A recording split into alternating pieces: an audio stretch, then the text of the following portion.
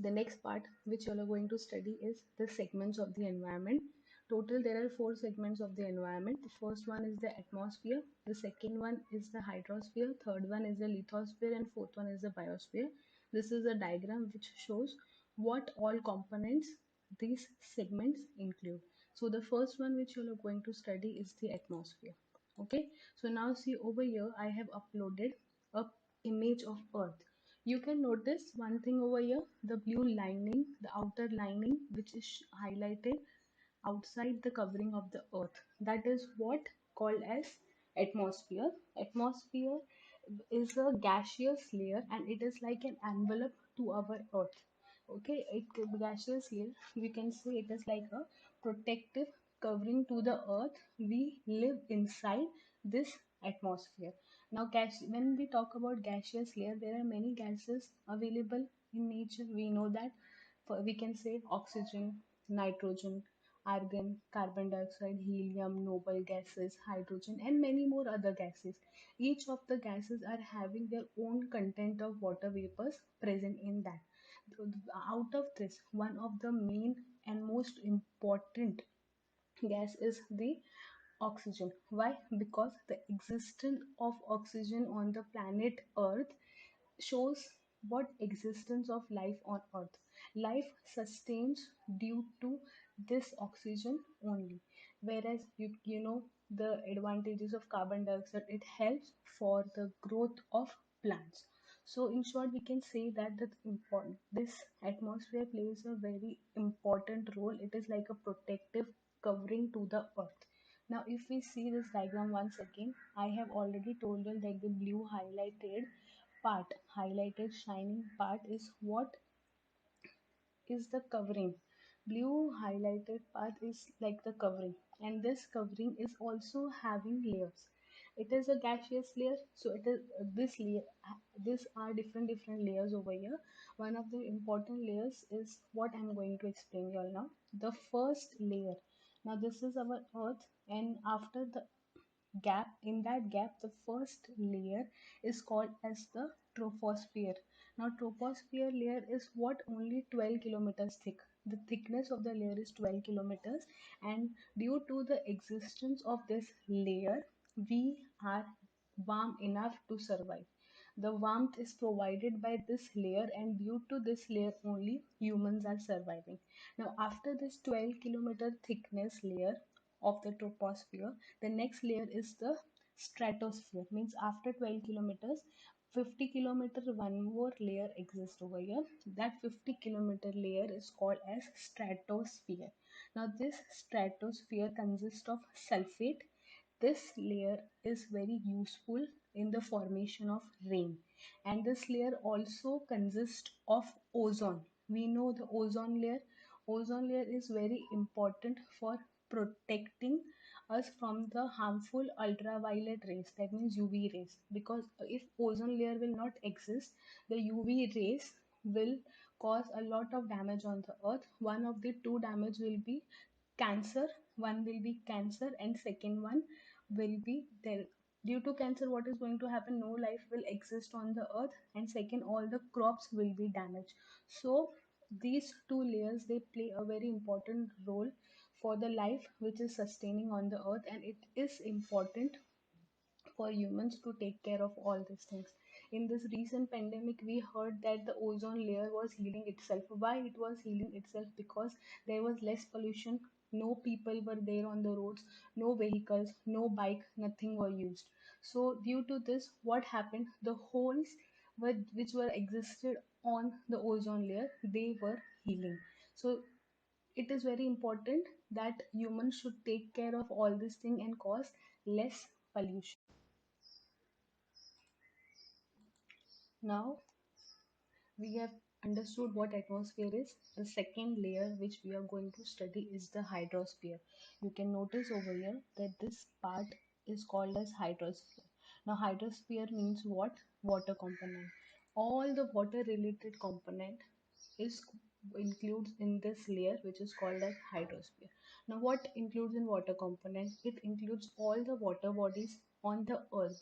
What are the water bodies? Oceans, seas, rivers, lake, ponds, streams, etc.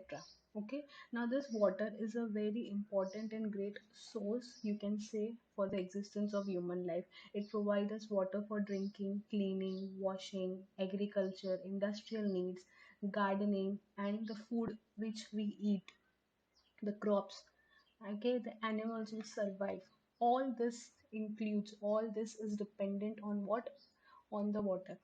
Now we all know one thing, that the earth is divided into 70-30 ratio, means 70% is of water and 30% is land. Now in that 70% also, there are certain ways or certain pattern in which the water has been divided. In 70%, how it is working, 97.5% of the water is in the form of oceans. In the form of oceans means what?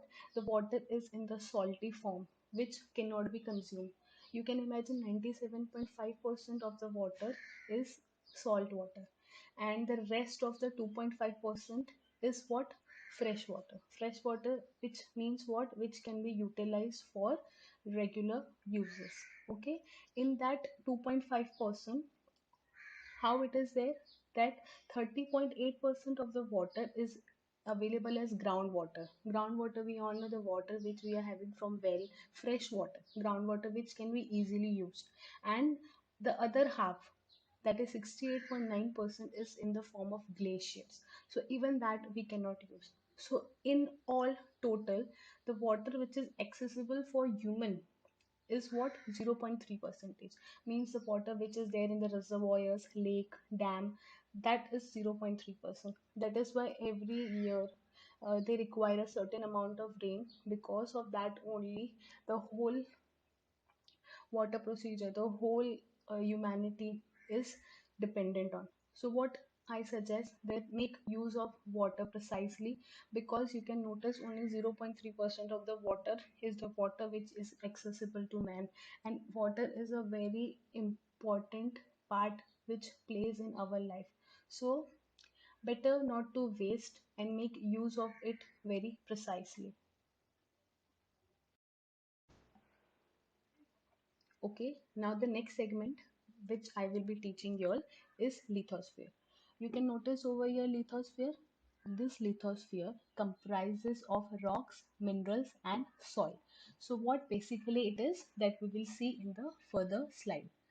Okay, now pay attention. See, lithosphere means what? The outer layer, the outermost layer of the earth is called as lithosphere.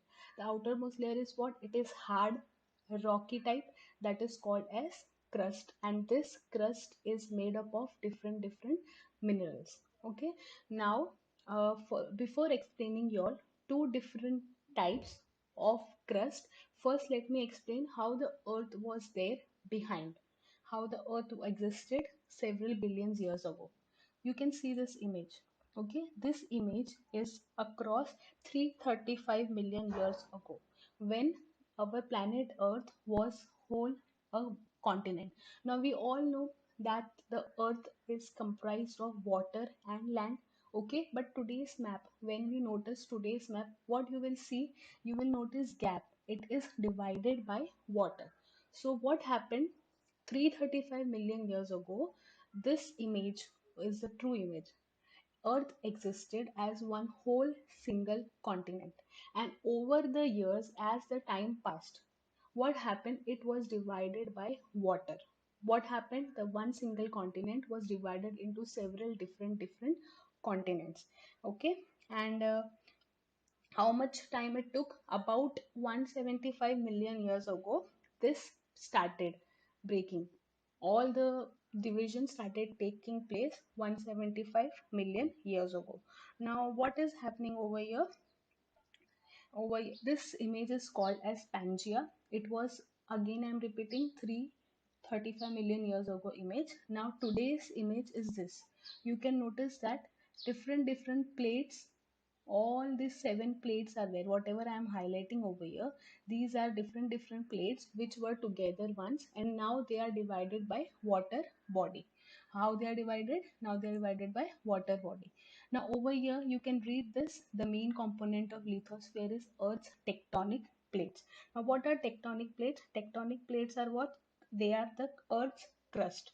Now we all know that how earthquake take place. Earthquake takes place when this different plates they collide with each other, when they are having discomfort or when they collide with each other. At that time the earthquake take place. So you can imagine how much amount of pressure was required at that time, or how much amount of pressure it took at that time, that these plates collided and they were drift apart from each other. And how it take place, water bodies took place in between them.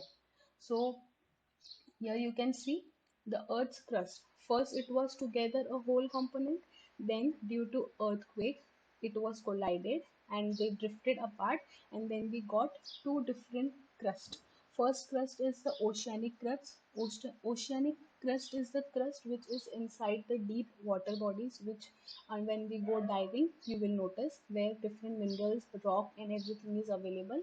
And continental crust is a crust where our mountain, land part exists. So one part is the water part and other part is the land part. So all together, this comprises as lithosphere.